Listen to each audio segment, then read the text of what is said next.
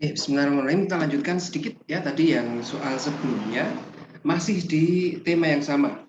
Jadi terkait tentang rangkaian listrik searah. Oke. Nah, ini dalam hal ini adalah kasus jam start pada aki mobil.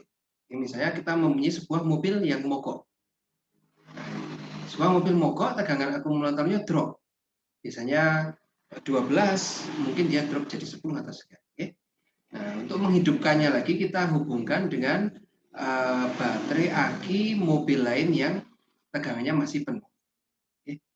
Dalam sebuah proses jam start. Nah, seperti diilustrasikan pada gambar. Oke, jadi kira-kira bagaimana nih kalau kita lihat baterai yang penuh ini dihubungkan dengan baterai yang kosong. Ya, kita lihat yang dari kutub positif yang masuk ke kutub positif. Ya. Ini kita ambil ilustrasi seperti ini, baterai positif masuk ke kutub positif. Oke. Kemudian kutub negatif dari baterai yang kosong masuk ke ground. Ya. Kita tulis ke ground. Kutub negatif dari baterai yang penuh juga masuk ke ground. Ya. Jadi antara ground 1 dan ground 2 ini terhubung. Oke, jadi kita bisa tuliskan seperti ini. Oke. Jadi secara rangkaian kira-kira seperti itu. Ya. Dan karena kabel ini memiliki resistansi, maka kita tambahkan aja resistansinya berapa? R.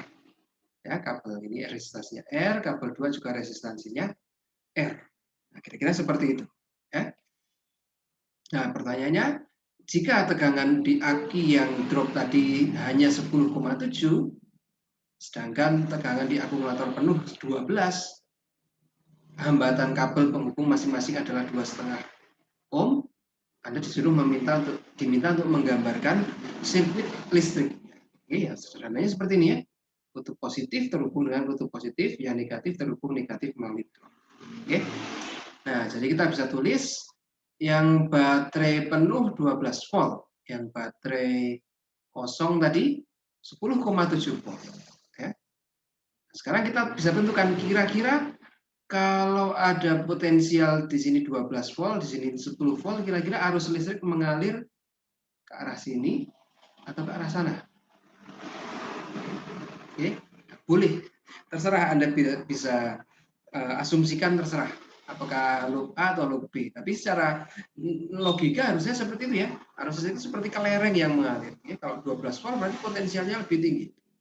10 volt potensialnya lebih rendah. Berarti dia kemungkinan akan mengalir ke potensial tinggi dari potensial tinggi ke potensial rendah.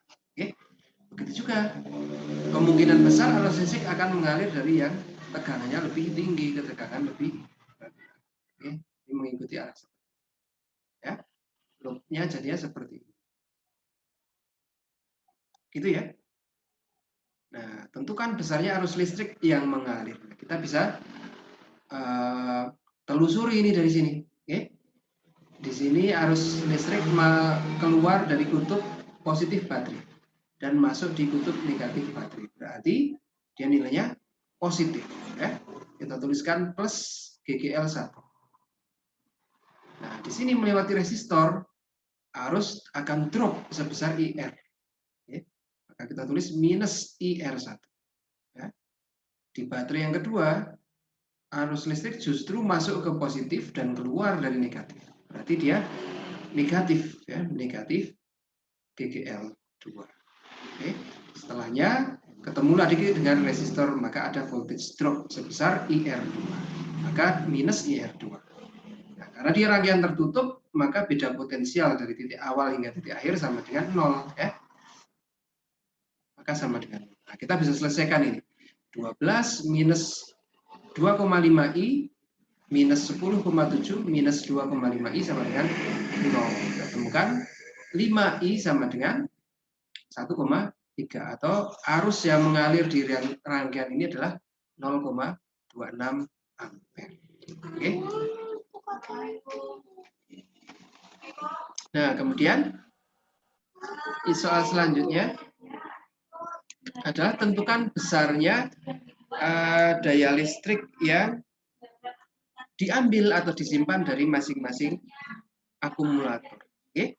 Ini kan seperti ngecas ya, di mana baterai atau akumulator yang kosong tadi kita cas dengan akumulator yang penuh. Oke. Jelas ya?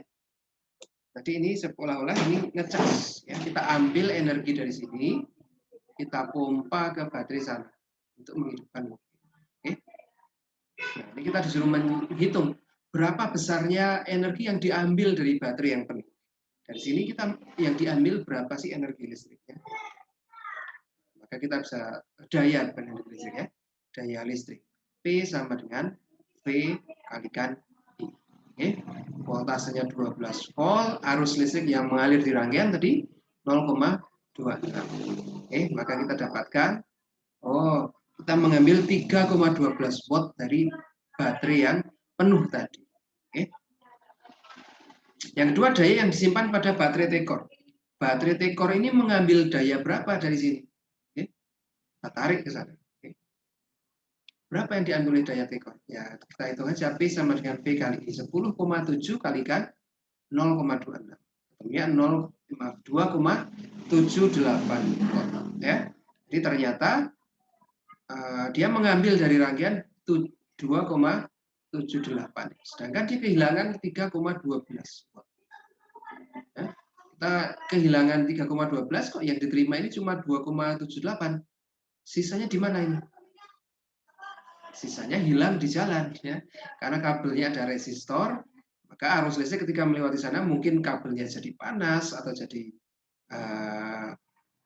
ada fonon bergetar dan sebagainya. Umumnya adalah panas, hilang sebagai panas di jalan. Dalam hambatan R. Berapa besarnya? Ya, I kali I kuadrat kali R. Arus yang mengalir 0,26 kuadrat, R-nya total 5, 0,34. Ya. Maka kalau kita jumlahkan 2,78 dan 0,34, hasilnya sama. Ya, 312 sama ya. Oke, artinya daya yang diambil dari baterai penuh tadi 3,12, 2,78-nya dipakai untuk mengisi baterai yang kosong, 0,34-nya hilang sebagai panas di resistor. Nah, ini daya yang hilang. Oke. Kemudian soalnya lanjut, 2 buah lampu mobil. Tadi aki ini digunakan untuk menyalakan atau untuk menerangi 2 lampu utama mobil headlight yang terbuat dari filamen tungsten. Ya. Ini filamennya dari tungsten atau wolfram. Oke. Jika masing-masing hambatannya adalah 5 ohm, ya, lampu 1 5 ohm, yang kiri, lampu 2 yang kanan juga 5 ohm pada 25 derajat Celcius. Akinya 12,0 volt. Gambarkan rangkaian listriknya ketika lampunya tadi dihubungkan secara seri maupun secara paralel. Kalau seri kan tentu saja yang negatif 1 dihubungkan dengan positif 2 ya. Nah, jadi arus cuma bisa melewati 1 jalur saja. Oke. Kalau paralel ada 2 jalur. Nah, lampu 1 terhubung oleh jalur 1, lampu 2 terhubung oleh jalur 2. Oke. Kira-kira mana yang lebih menguntungkan? Yang seri atau yang paralel? Oke. Mana yang seri atau paralel? Ya kita hitung, nggak tahu dari gambar sini. Oke. Kita hitung. Ketika dihubungkan secara seri resistornya, maka nilai resistansi totalnya berapa? Ya, RS. Ya. R1 plus R2. Kalau masing-masing 5 ohm, maka totalnya jadi 10 ohm. Ya. Nah, arus yang mengalir di rangkaian tadi, di rangkaian mana ya? Di rangkaian ini dengan 12 volt dan hambatannya 10 ohm, kira-kira berapa? Ya, V per R 12 dibagi 10. Ketemunya 1,2 ampere. Ya, 1,2 ampere. Nah, kalau paralel 1/RP, 1/R1, per R2. Ya, 1/5 plus 1/5 menjadi 2/5. 1/RP sama dengan 2/5. Maka RP 5/2. Kita ketemu 2,5 ohm. Oke. Arus yang mengalir di rangkaian paralel berapa? Ini ternyata 2,5 ohm ya, setara dengan 2 ohm. Kalau ini 12 volt, maka 12 volt dibagi 2,5 ohm sama dengan 4, sekian, 4,8 ampere ya. Di arus yang mengalir di rangkaian paralel 4,8 ampere. Arus yang mengalir di rangkaian seri 1,2 ampere. Oke. Maka kira-kira mana yang lampunya lebih terang ketika dihubungkan seri atau paralel? Dan mengapa? Dan melihat arusnya ini bisa tidak ditentukan mana yang lebih terang? Kira-kira lampu yang paralel. Yang paralel, kenapa? Karena arusnya lebih besar dibanding yang seri. Oke, kalau arusnya lebih besar, jadinya lebih terang, Pak. Benar nggak, Pak? Ya, oke, tapi separuh benar ya. Arusnya memang lebih besar, tapi terang ini apa sih dalam kehidupan sehari-hari apa? Oke, jadi kita sebut sebagai daya. Daya lampu. Anda lihat ya, lampu di rumah. Anda menggunakan lampu di kamar, misalnya lampu yang 20 watt dengan yang 40 watt, kira-kira terang yang mana? 40 watt. Tentu saja 40 ya. Jadi ini ukuran seberapa banyak energi yang dipancarkan setiap detik. Kalau lampu ya yang dipancarkan.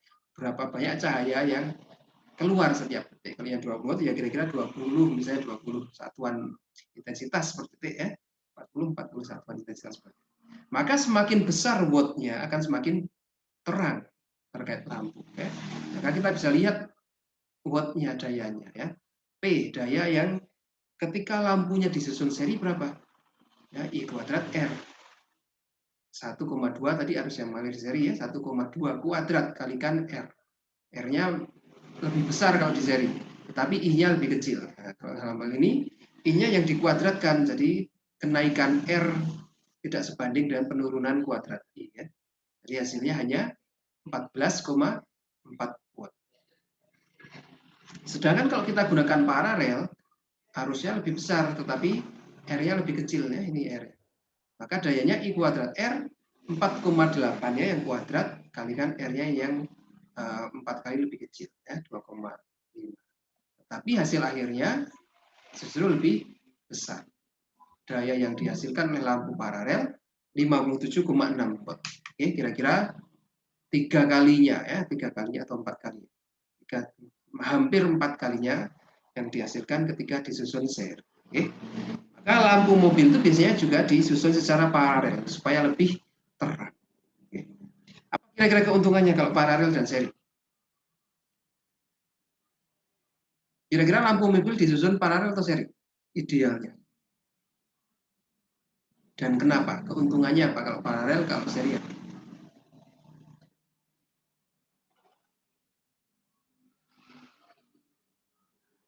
Dan bisa menjawab? Kira dalam kenyataannya lampu mobil seri atau paralel?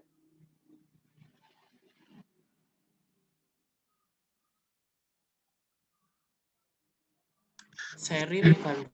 Nah, kenapa? Dan apa keuntungannya kalau seri?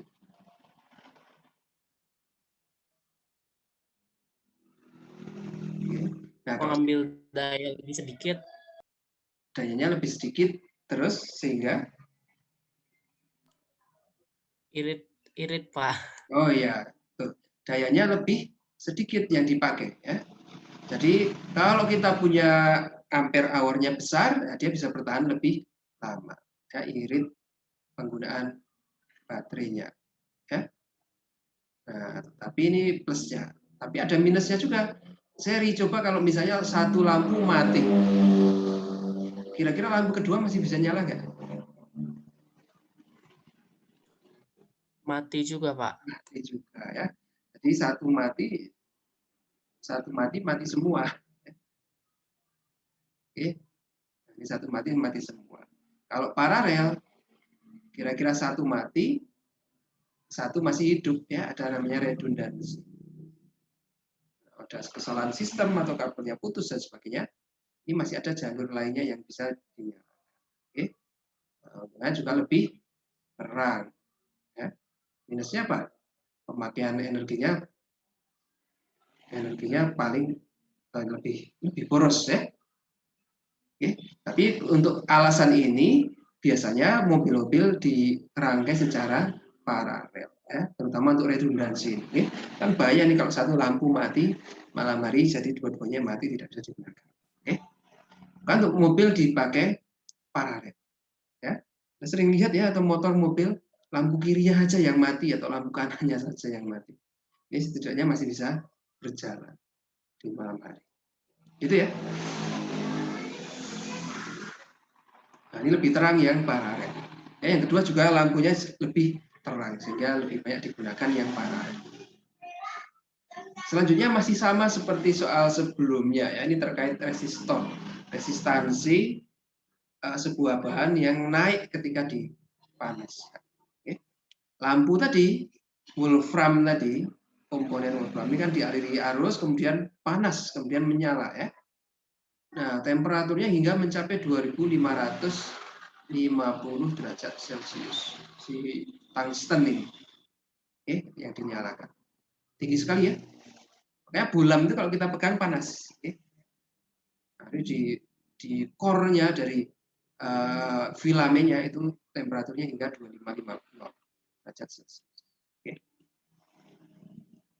Nah, beberapa saat setelah dinyalakan, temperatur kawat tungsten akan meningkat menjadi 2550 derajat Celcius. Jika koefisien temperatur alfa dari tungsten adalah 0,0045 per derajat Celcius, kira-kira sekarang berapa hambatan lampu pada suhu 2550? Oke. Awalnya kan cuma 5 ohm ya. Ini awalnya 5 bukan 25. Oke. Awalnya 5 ohm pada suhu 25 derajat Celcius. Nah, ini pada 2550 derajat Celcius menjadi berapa? Nah, kita hitung dengan R sama dengan R0 kali 1 plus alfa. Ya. 5 kali 1 plus 0,0045 kali delta T-nya 2525. Oke. Kita dapatkan kira-kira 11 ya, 11 12 kali 5 60. Ya kira-kira segitu. Oke, 61,8 ohm ternyata. Hambatan lampu yang awalnya 5 ohm tadi ketika panas sekarang menjadi 61,8. Oke. Nah, sekarang saat panas ini mana yang lebih terang? Kira-kira yang paralel atau seri? Kira-kira tadi menjadi lebih terang atau menjadi lebih redup ketika panas?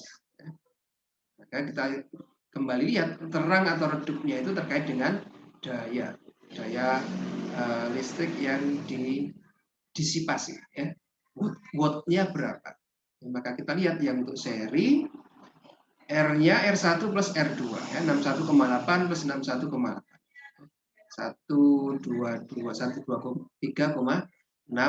ohm. Oke. Sekarang arusnya menjadi berapa? V dibagi R 12 volt dibagi 123,6. Ini kira-kira 0,09 sekian, 98 ya. Kita bulatkan menjadi 0,1 ampere. Oke. Nah, daya yang dihasilkan I kuadrat R ternyata hanya 1,24 watt. Oke. Kalau yang paralel, RP sama dengan R1 R2 plus dibagi R1 plus R. Oke. Hasilnya beneran 61,8 ya? Harusnya enggak ya, bukan 61,8 ini. Ini berapa? 61,8 kali 61,8 dibagi 2 kali 61,8. 61,8 kali 61,8 dibagi 2 kali 61,8. Ini kan bisa kita coret ya. 61,8 bagi 2. 30,9. 30,9 ohm ya. Nah, ini kalau dengan 30,9 ohm kira-kira berapa arusnya? 12 volt dibagi 30,9 ohm. Oke. 0,4 ampere. Ya. 0,4 ampere daya yang dihasilkan berapa? Ya, 0,4 kuadrat kalikan 30,9 ohm. Oke. Berapa itu? 0,16 ya. 0,16 kali 30,9.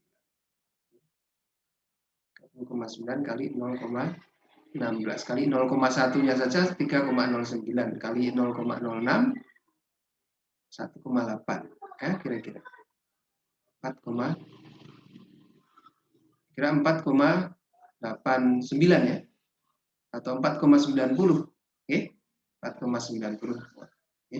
Nah lagi-lagi yang paralel akan lebih terang kira-kira 4 kali lebih terang daripada yang seri oke. Tapi kita lihat pada saat kondisi dingin yang mengalir 57,6 watt ya pada saat kondisi panas tinggal 4, sekian. Artinya semakin panas temperaturnya akan semakin redup lampunya ya. Oke. Oke, sejauh ini bisa dipahami? Bisa, Pak. Oke, berarti kira-kira seperti itu ya akan kita jadikan soal UTS kira-kira seperti itu ya. Tingkat kesulitannya, tingkat analisisnya dan sebagainya. Oke. Nah, mudah-mudahan bisa dipersiapkan dengan baik. Ini pertemuan ke-6, jadi masih ada pertemuan ke-7. Besok kita akan mulai mencicil masuk ke materi setelah UTS ya, di magnetisme. Oke. Nah, untuk soal UTS ini harapannya Anda bisa pelajari lebih awal. Masih ada seminggu, 2 minggu untuk UTS supaya UTS-nya lebih bagus. Oke. Oke, ada yang mau ditanyakan?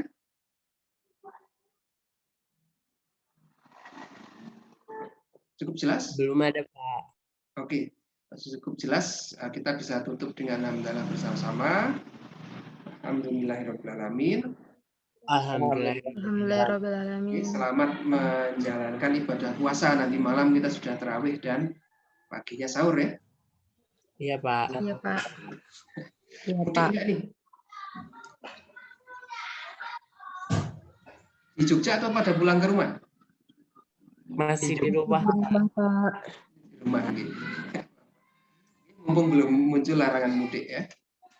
Oke, kita cukupkan sekian. Saya tutup dengan hamdalah. Assalamualaikum warahmatullahi wabarakatuh. Waalaikumsalam warahmatullahi wabarakatuh. Terima kasih, Pak. Terima kasih, Pak. Terima kasih, Pak.